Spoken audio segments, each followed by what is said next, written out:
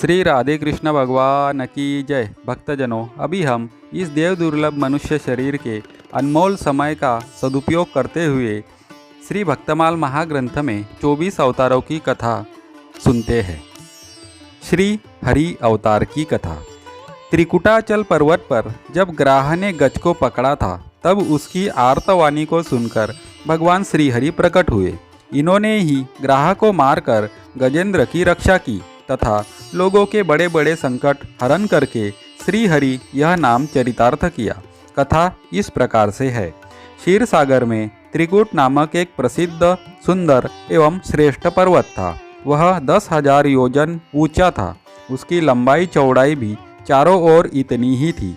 उस पर्वतराज त्रिकुट की तराई में भगवान वरुण का ऋतुराज नामक उद्यान था, जिसके चारों ओर वृक्षों के झुंड शोभा दे रहे थे। वही एक विशाल सरोवर था। उस पर्वत के घोर जंगल में बहुत सी हथिनियों के सहित एक गजेंद्र निवास करता था, जो बड़े बड़े शक्तिशाली हाथियों का सरदार था। एक दिन वह अपनी हथिनियों के साथ वन को रौंदता हुआ उसी पर्वत पर विचर रहा था। मद के कारण उसके नेत्र विह्वल हो रहे थे। बहुत कड़ी धूप के कारण वह व्याकुल हो गया। वह साथियों सहित प्यास से संतप्त होकर जल की खोज में फिर रहा था कि उसे दूर ही से कमल के पराग से सुवासित वायु की सुगंध मिली, जिसके सहारे वह उसी सरोवर पर पहुंचा और स्नान कर श्रम मिटाया, प्यास बुझाई, फिर उसमें गृहस्थियों की भांति क्रीड़ा करने लगा।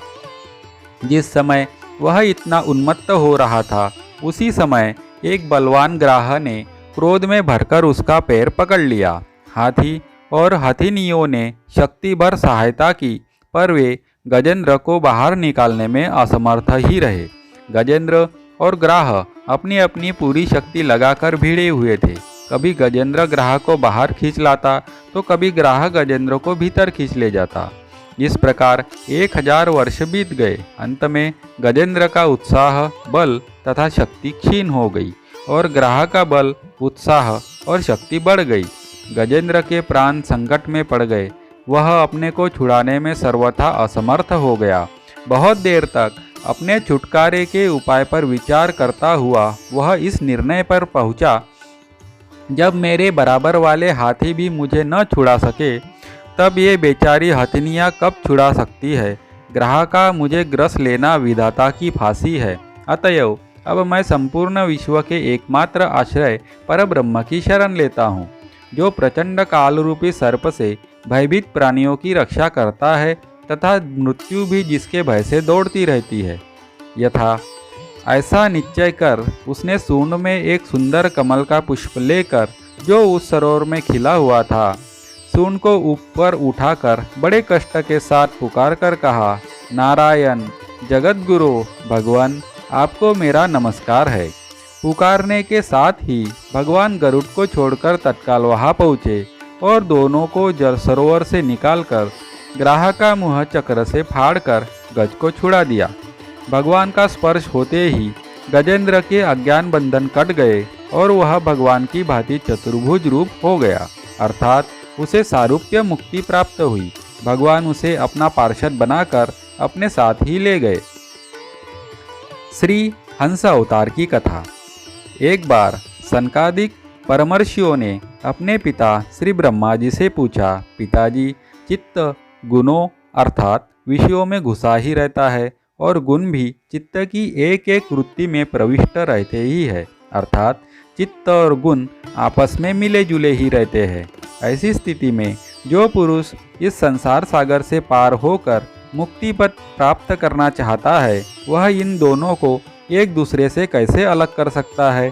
यद्यपि श्री ब्रह्मा जी देव शिरोमणि, स्वयंभू और सब प्राणियों के जन्मदाता है, तो भी कर्म प्रवण बुद्धि होने से इस प्रश्न का समुचित समाधान न कर सके। अतः इस प्रश्न का उत्तर देने के लिए उन्होंने भक्ति भाव से भगवान का चिंतन किया। तब भगवान हंस का रूप धारण करके उनके सामने प्रकट हुए और श्री सनकादिक तथा ब्रह्मा जी से वंदित होकर सनकादिक के यह पूछने पर कि आप कौन हैं, भगवान बोले, ब्राह्मणों, यदि परमार्थ रूप वस्तु नानात्व से सर्वथा रहित है, तब आत्मा के संबंध में आप लोगों का ऐसा प्रश्न कैसे युक्ति संगत हो सकता है? देवता, मनुष्य, पशु पक्षी आदि सभी शरीर पंचभूतात्मक होने के कारण अभिन्न ही है, परमार्थ से भी अभिन्न है। ऐसी स्थिति में आप कौन हैं? आप लोगों का यह प्रश्न ही केवल वाणी का व्यवहार है, विचारपूर्वक नहीं है, अतः निरर्थक है।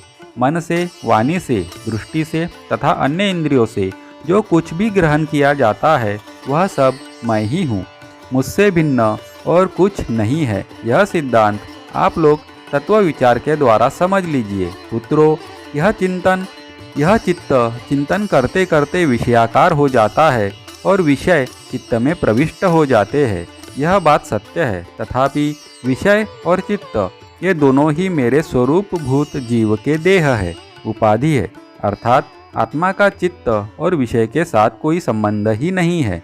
इसलिए बार बार विषयों का सेवन करते रहने से जो चित्त विषयों में आसक्त हो गया है और विषय भी चित्त में प्रविष्ट हो गए हैं, इन दोनों को अपने वास्तविक रूप से अभिन्न मुझ परमात्मा का साक्षात्कार करके त्याग देना चाहिए।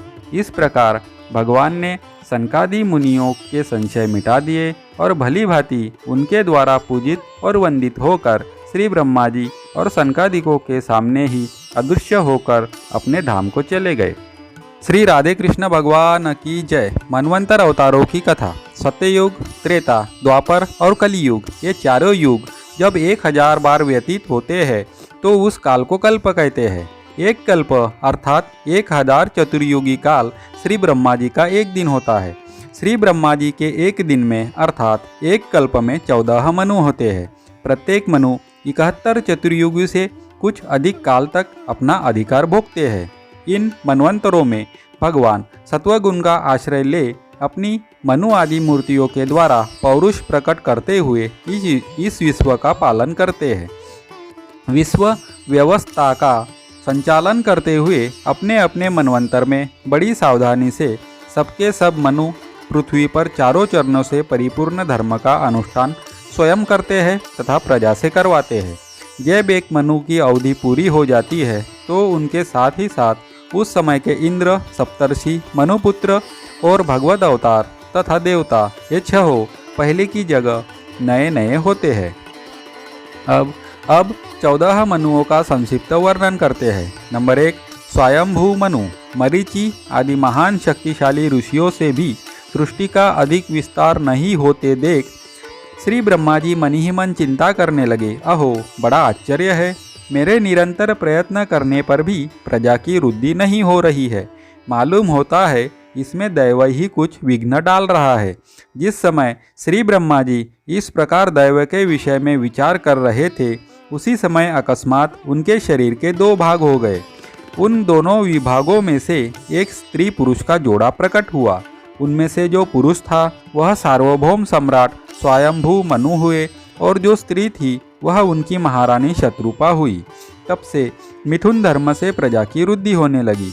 महाराज स्वयंभू मनु ने शत्रुपा से 5 संतानें उत्पन्न की। श्री प्रियव्रत और उत्तानपाद ये दोनों पुत्र और आकुति, प्रसूति और देवहूति 3 कन्याएं थीं। मनु जी ने आकुति का विवाह रुचि प्रजापति से, देवहूति का विवाह कर्दम प्रजापति से तथा प्रसूति का विवाह दक्ष प्रजापति से किया। इन तीनों कन्याओं की संतति से सारा संसार भर गया। नंबर 2, स्वारोचिस मनु, ये अग्नि के पुत्र थे। नंबर 3, उत्तम मनु, ये प्रियव्रत के पुत्र थे। नंबर 4, तामस मनु, ये तीसरे मनु उत्तम के सगे भाई थे। नंबर 5, रैवत मनु, ये चौथे मनु तामस के सगे भाई थे। नंबर 6, चाक्षुष मनु, ये चक्षु के पुत्र थे। नंबर 7, वैवस्वत मनु, विवस्वान सूर्य के पुत्र यशस्वी श्राद्धदेव ही 7वें वैवस्वत मनु है। यह वर्तमान मनवंतर ही उनका काल है।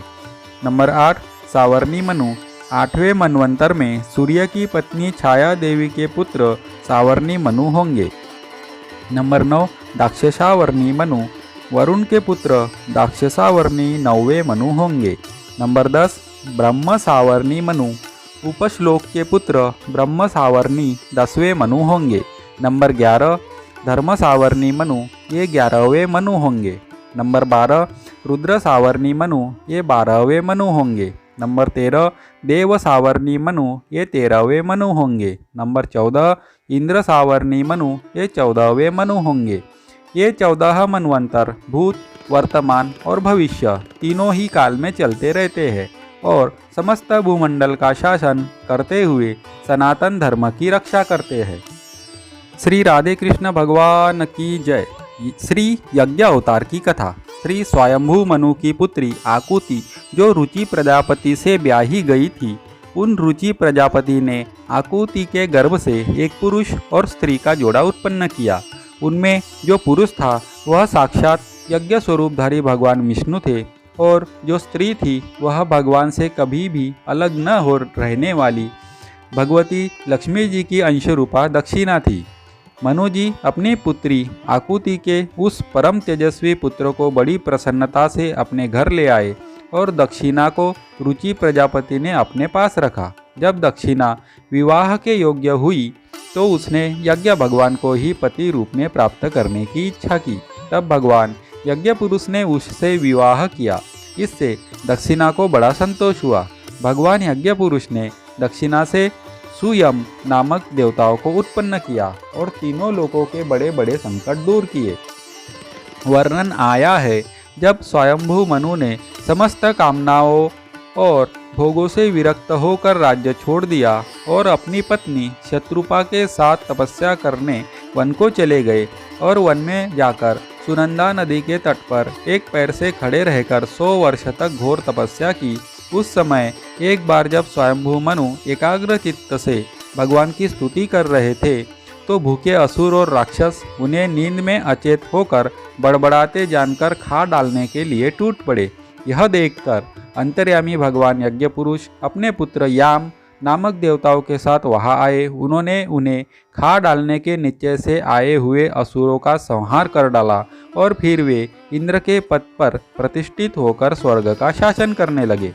श्री राधे कृष्ण भगवान की जय। श्री ऋषभ अवतार की कथा। महाराज नाभि के कोई संतान नहीं थी, इसलिए उन्होंने अपनी पत्नी मेरु देवी के सहित पुत्र की कामना से एकाग्रता पूर्वक भगवान यज्ञ पुरुष का यजन किया। भक्तवत्सल भगवान उनके विशुद्ध भाव से संतुष्ट होकर यज्ञ में प्रकट हुए। सभी ने सिर झुकाकर अत्यंत आदरपूर्वक प्रभु की पूजा की और ऋषियों ने उनकी स्तुति कर यह वर मांगा कि हमारे यजमान ये राजर्षि नाभि संतान को ही परम पुरुषार्थ मानकर आपके ही समान पुत्र पाने के लिए आपकी आराधना कर रहे हैं। आप इनके मनोरथ को पूर्ण करें।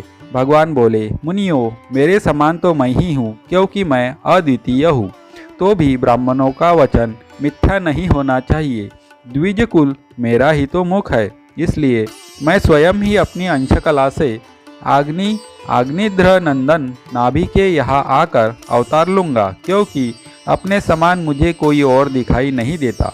यह कहकर भगवान अंतर्धान हो गए और यथा समय महाराज नाभि की पत्नी मेरु देवी के गर्भ से ऊर्ध्वरेता मुनियों का धर्म प्रकट करने के लिए शुद्ध सत्वमय विग्रह से प्रकट हुए। नाभि नंदन के अंग जन्म से ही भगवान विष्णु के वज्र, अंकुश आदि चिन्हों से युक्त थे। सभी श्रेष्ठ सद्गुणों से युक्त होने के कारण महाराज नाभि ने उनका नाम ऋषभ यानी के श्रेष्ठ रखा। राजा नाभि ने यह देखा कि ऋषभ देव प्राणी मात्र को अत्यंत प्रिय लगते हैं और राज्य कार्य संभालने योग्य भी हो गए हैं। तब उन्होंने इन्हें धर्म मर्यादा की रक्षा के लिए राज्याभिषिक्त कर दिया और स्वयं पत्नी मेरु देवी के सहित बद्रिकाश्रम चले गए और वहां भगवान की आराधना करते हुए भगवत स्वरूप में लीन हो गए। भगवान ऋषभदेव सर्वधर्म विज्ञाता होकर भी ब्राह्मणों की बतलाई हुई विधि से साम दानादि नीति के अनुसार ही पुत्रवत प्रजा का पालन करते थे। एक बार इंद्र ने ईर्ष्यावश इनके राज्य में वर्षा नहीं की तो योगेश्वर भगवान ऋषभ ने अपनी योग माया के प्रभाव से अपने वर्ष अजनाब खंड में खूब जल बरसाया। आपने लोगों को गृहस्थ धर्म की शिक्षा देने के लिए देवराज इंद्र की कन्या जयंती से विवाह किया और उसके गर्भ से अपने ही समान गुण वाले 100 पुत्र उत्पन्न किए। भगवान ऋषभदेव जी के 100 पुत्रों में भरत सबसे बड़े थे और बड़े भगवत भक्त थे।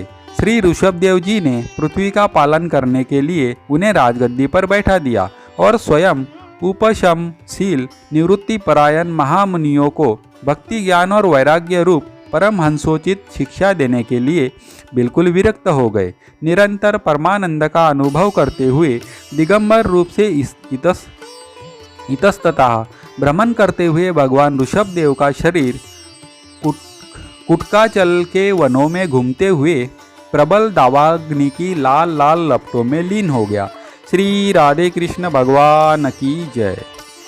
अगर आप भी भगवान को मानते हैं और साधु संतों में श्रद्धा भाव रखते हैं तो मेरे वीडियो को लाइक कीजिए, एक प्यारा सा कमेंट कीजिए और मेरे चैनल को सब्सक्राइब कीजिए।